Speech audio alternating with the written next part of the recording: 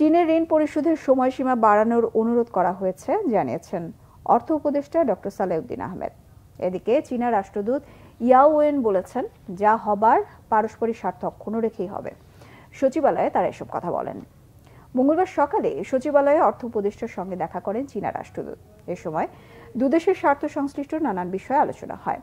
পরে চীনা রাষ্ট্রদূত সাংবাদিকদের জানান, অন্তর্বর্তীকালীন সরকারের সাথে কাজ করতে চীন প্রতিশ্রুতিবদ্ধ। ঋণ নিয়ে দুই পক্ষই বসে পরবর্তী করণীয় ঠিক করবে বলে মত তার। অর্থ উপদেষ্টা বলেন, আগের সরকারের ঋণের চাপ জাতির ঘাড়ে। সে ঋণ খুব চাপ দেশের জন্য। $4 বিলিয়ন চীন বাংলাদেশের কাছে পাওনা। 1000 টাকার নোট বাতিল হবে না বলেও জানান অর্থ উপদেষ্টা। আগে অনেক সমস্যা, অনেক ডোনারদের সাথে আপনার এগ্রিমেন্ট করেছে, অনেকগুলো আপনার অপচয় হয়েছে টাকা, এবং আমাদের শোধ করার কমিটমেন্ট আছে।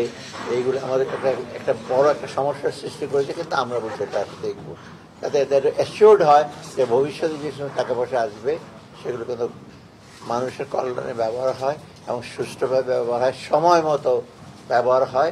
That is my commitment. We're trying to continue work with this interim government and the other stakeholders together. We'll work together so as our cooperation will continue. There will be some wishes, some requests from Bangladesh side, but definitely China will have our expectations.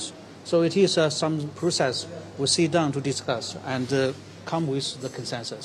So we'll continue to work with government and to see what we can do to support and to move forward together.